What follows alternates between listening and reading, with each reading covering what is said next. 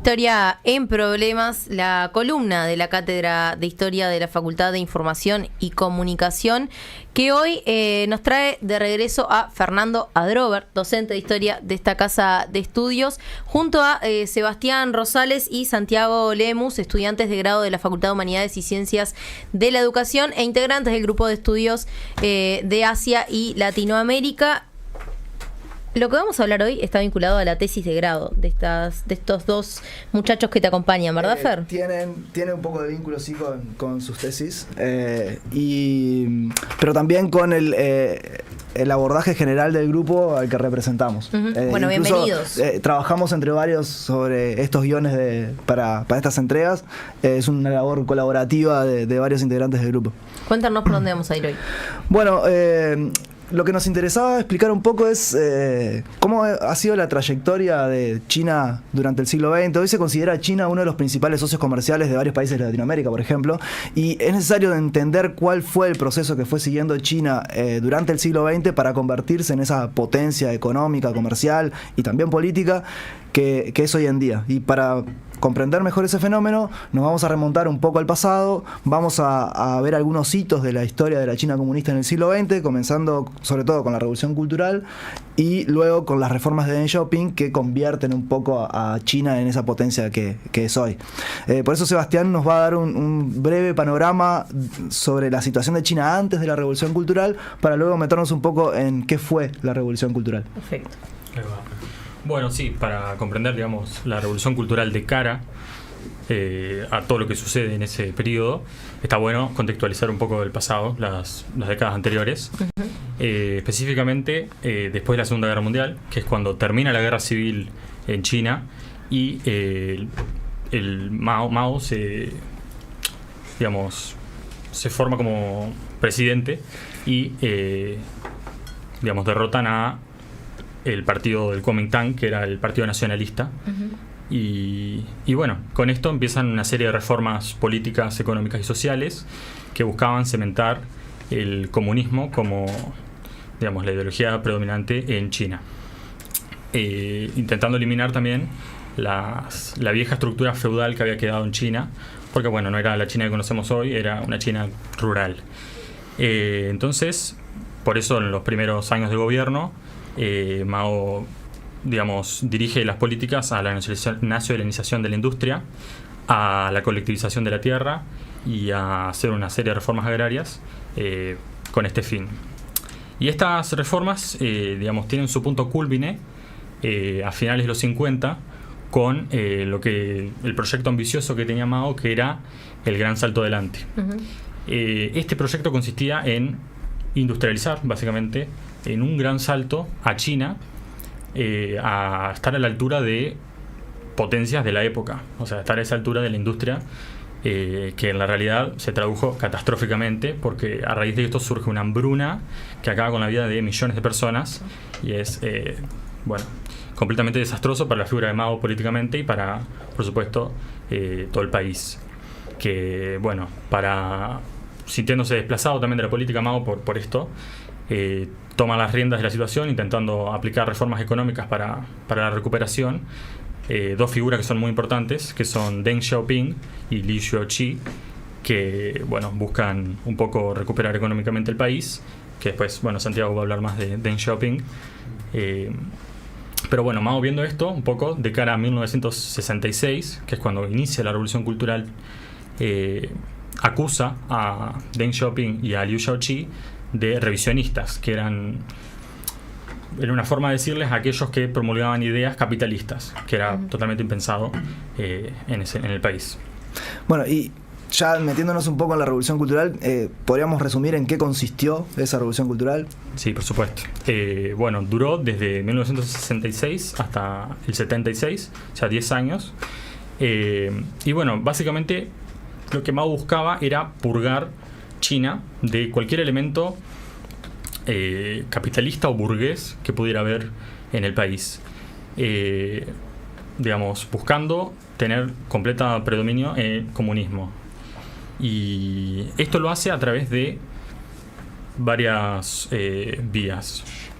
Políticamente, Mao busca una movilización social que sea masiva, y lo hace a través de un libro rojo, fomentando a las juventudes a movilizarse. El libro rojo era un libro con citas de él que bueno, lo toman como texto sagrado estas juventudes para empezar a purgar y hacer lo que Mao quería, pues se forman como una cierta figura mesiánica hacia Mao.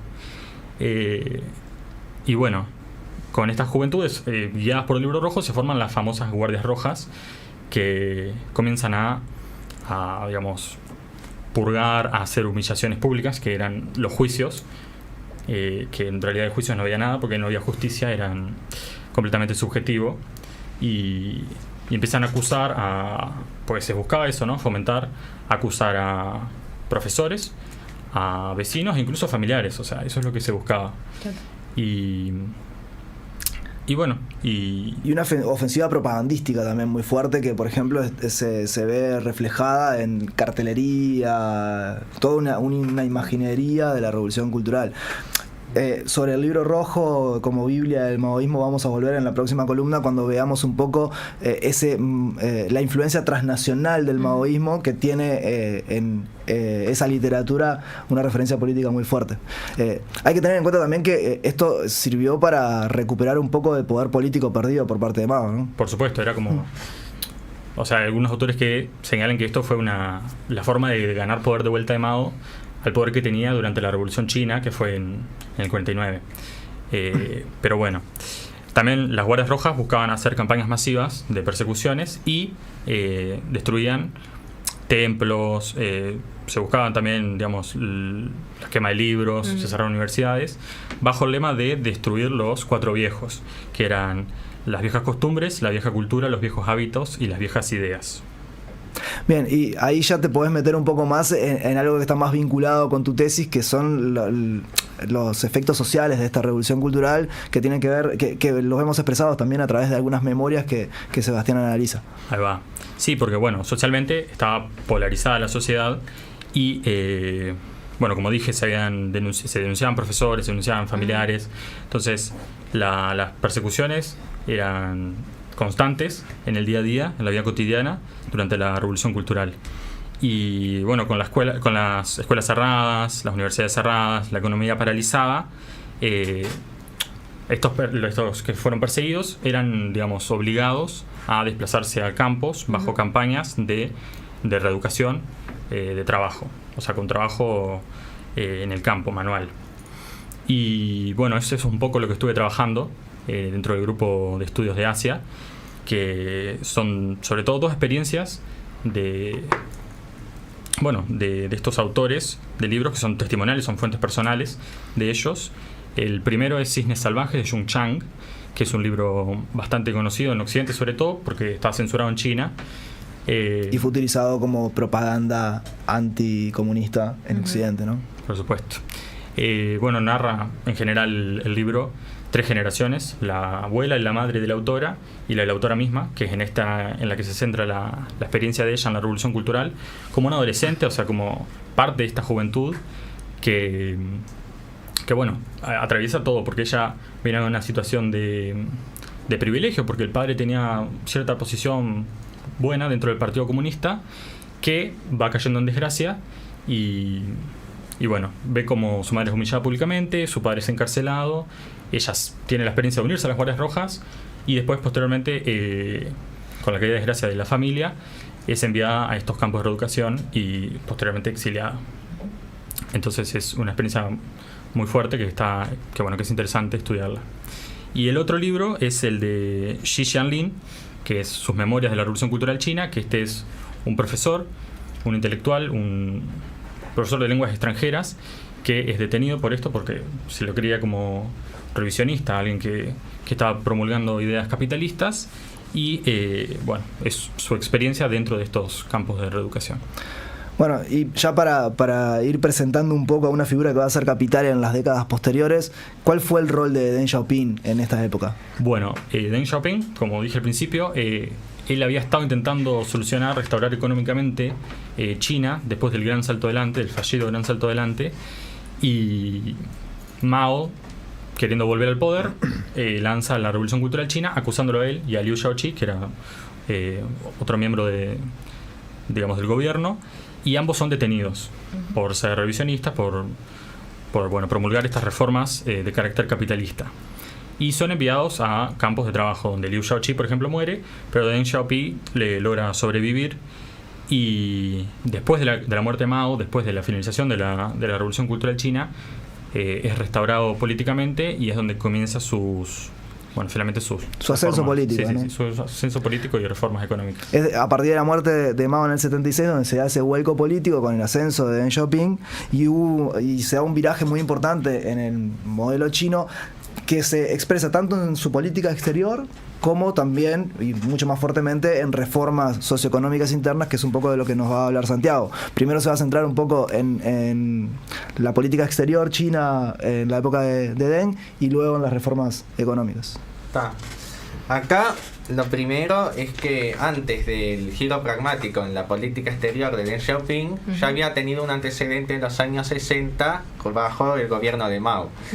Esto sería porque en los años 60 el mundo estaba atravesando una serie de cambios y tensiones entre las grandes potencias, y una de ellas había sido la ruptura sino-soviética y el aumento de las tensiones entre estos dos países. Por ejemplo, se habían dado lugar a incidentes en la frontera con Manchuria, y además la Unión Soviética había estado apoyando a grandes rivales de China, como el caso de la India y Vietnam.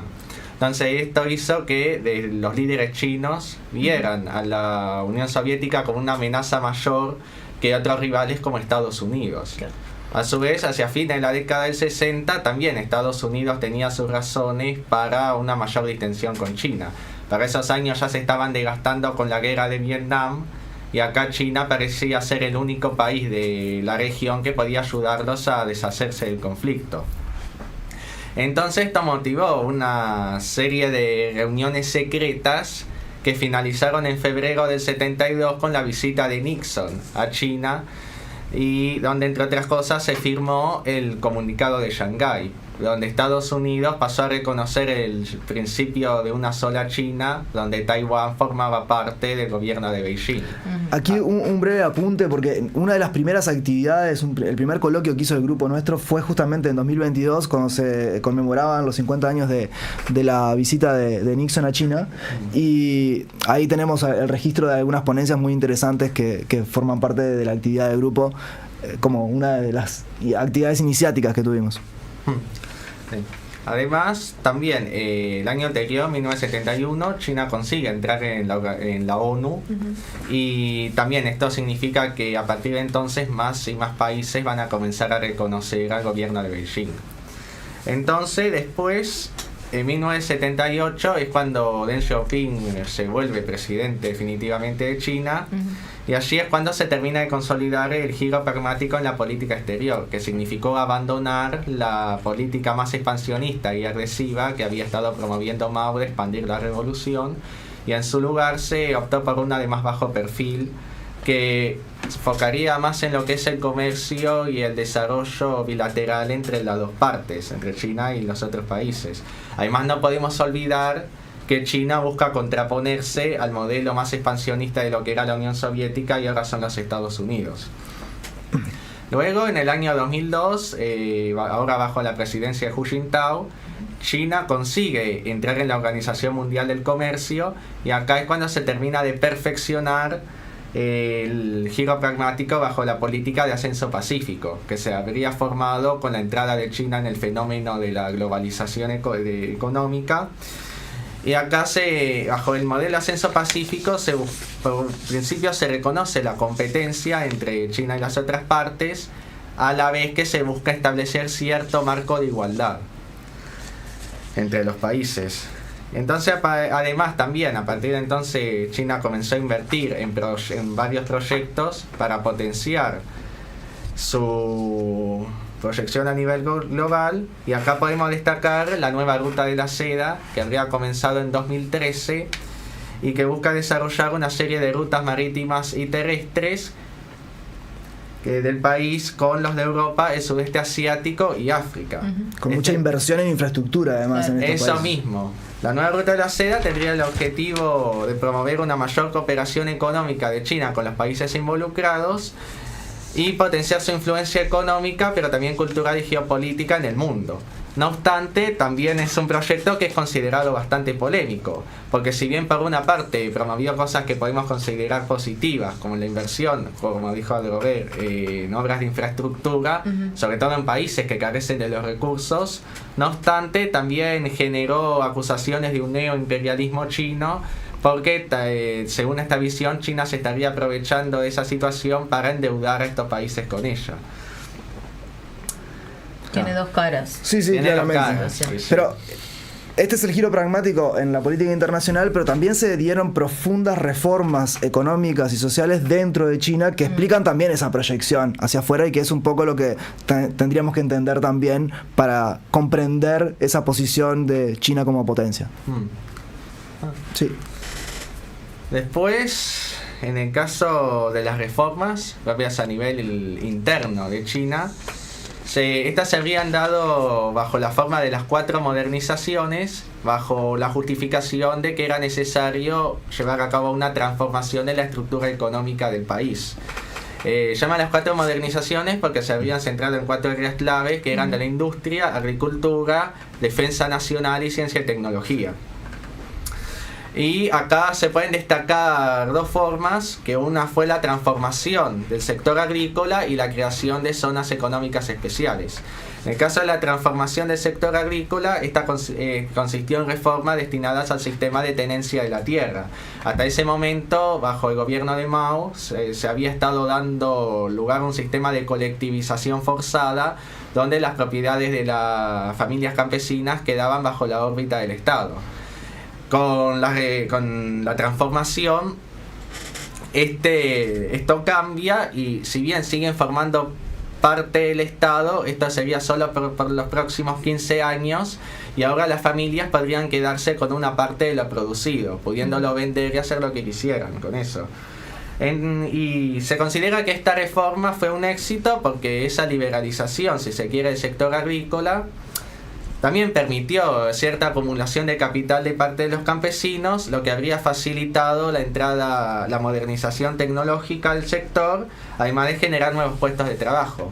Por poner un ejemplo, hacia 1978 se estima que existían en el campo alrededor de 1,5 millones de empresas con 28 millones de empleados. Hacia 1985 estas cifras ascienden a 12 millones de empresas con 70 millones de empleados, lo que supone un aumento de más del doble en menos de 10 años. Y en cuanto a las zonas económicas especiales, que es el otro plato fuerte de las reformas económicas, ¿qué nos podrías decir? Pues estas consistieron en la designación de ciudades y zonas estratégicas específicas para atraer una mayor inversión extranjera mediante la concesión de mayores beneficios, como menos impuestos que en el resto del territorio. Así también podemos considerar que fueron como una especie de zonas francas como las que tenemos acá, porque sirvieron para dinamizar lo que es el comercio exterior, a la vez de facilitar la introducción de nuevas tecnologías y los métodos administrativos de fuera. Y atraer capitales, ¿no? Exactamente. Y en el caso del mercado laboral, también las reformas llevaron a profundas transformaciones como la búsqueda de la competencia para encontrar nuevos mercados o mejorar la calidad del personal.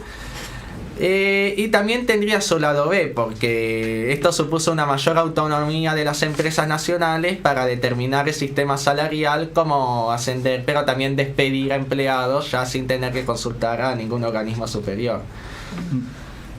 Y hay que tener en cuenta también que estas profundas reformas económicas muchas veces se las compara con lo que sucedió en la Unión Soviética, ¿no? Y se suele utilizar esta idea de, bueno, en China hubo una perestroika sin glasnost. ¿Qué quiere decir esto? Bueno, la perestroika es el nombre que se le dio a las reformas económicas de la Unión Soviética y la glasnost a la apertura política que se dio a la vez en la Unión Soviética. Muchos historiadores sostienen que la combinación entre reformas económicas, perestroika y glasnost fue lo que llevó a la debacle y la desintegración de la Unión Soviética. Porque los errores de las reformas económicas quedaron muy expuestos a la oposición política que encontraba nuevos espacios para expresarse con esta apertura política. Justamente es eso lo que no pasa en China, que es una perestroika, o sea, podríamos decir, son reformas económicas progresivas también, pero sin apertura política. Y un hito fundamental de esto es la masacre de Tiananmen, como una muestra de que el Partido Comunista Chino no está dispuesto a favorecer una apertura política y que está dispuesto a reprimirla con violencia. De hecho, es curioso que justamente durante las protestas que terminaron con la masacre de Tiananmen, Gorbachev estaba visitándolo a China. Y justamente ese contrapunto entre el proceso que vive la Unión Soviética de reforma económica, de reforma política y debacle y desintegración es un poco un aprendizaje histórico para los comunistas chinos, que buscan sí transformación económica, pero sin apertura política, sin perder el control autoritario del Partido Comunista sobre la situación. Por eso se habla de una perestroika sin glasnost. Todas estas reformas y este giro pragmático en política exterior lleva a una expansión muy acelerada de China, que tiene como principal foco Europa, Asia y África, pero que también influye sobre América Latina. Y bueno, ¿qué nos puede decir sobre esto? Pues esto Santiago también puede responder a que desde la óptica de China, América Latina es una región muy importante, más que nada por el carácter emergente que poseen las economías latinoamericanas. Esto sería porque ese carácter emergente les da un potencial para el desarrollo en una estrategia de cooperación sur-sur diseñada por China, que estaría basada en la firma de intercambios multilaterales. A su vez, la nueva importancia de América Latina también puede marcarse en las reformas económicas de Deng Xiaoping, porque también otro de sus objetivos fue facilitar el acceso a materias primas de las que China carecía. Y acá América Latina también ofrece una gran oportunidad. Y en la actualidad, si bien es obvio, es bastante obvio que existe una asimetría entre las dos partes, también algunos expertos estiman que ha estado habiendo una nueva tendencia a la interdependencia de tipo interindustrial en los últimos años. Esto sería que desde el lado de China se depende cada vez más de América Latina para el acceso a materias primas como alimentos y minerales, mientras que desde acá dependemos de China para importación de bienes manufacturados, claro, como de consumo, maquinarias. Algo que está siendo muy polémico una últimamente. Retribución ahí. Sí. Sí, bueno, Temu. Sí, por ejemplo. Después, en el caso de Uruguay, las relaciones con China, como las conocemos, tienen su origen en el año 1986, bajo la primera presidencia de Sanguinetti. Acá se dieron los primeros intentos por establecer relaciones formales con China, bajo el Acuerdo General de Comercio y Tarifas, o GATT por sus siglas en inglés. Este habría durado hasta el año 1988, que se invitaría a China como observador, y acá es cuando se termina de reconocer, en febrero de ese año, de establecer relaciones formales con China. A su vez, acá también se firma el convenio comercial, que se considera un mojón fundamental porque supone los primeros compromisos de compra de China de un bien tan importante en nuestra economía como la soja. Y a partir de entonces se considera que las relaciones entre China y Uruguay se han ido complejizando, dado que se han estado firmando cada vez más convenios desde entonces. Y podemos decir que hay un fortalecimiento de las relaciones bilaterales y que desde entonces China se volvió uno de los socios comerciales, si no el más importante de nuestro país. Por solo poner un ejemplo, según el Centro de Información de Uruguay 21, en el año 2023 las exportaciones de carne bovina a China alcanzaron la cifra de $983 millones, lo que también puede enmarcarse en la actual búsqueda de China de asegurar su seguridad alimentaria, donde también América Latina como Uruguay juegan un rol esencial.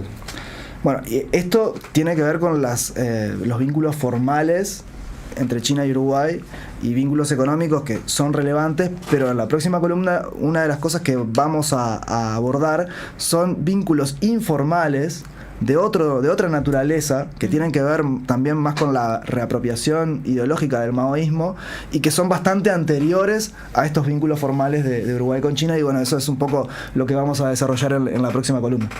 Perfecto, entonces vamos a quedar a la espera de ver. por dónde vamos a seguir. Yo estoy bastante ansiosa, la verdad, porque no entiendo nada de China. Así que siento que por momentos siento que estoy entendiendo. Es tremendo. Bueno, esperemos que así sea. Es tremendo lo que nos está pasando. Fernando Adrover, docente de historia y de esta casa de estudios en particular. Sebastián Rosales y Santiago Lemus, estudiantes de grado de la Facultad de Humanidades. Muchas gracias a los tres por esta columna. Gracias por la invitación. Nos vemos Muchas gracias. en la próxima. Ya volvemos con Comunidad Udelar.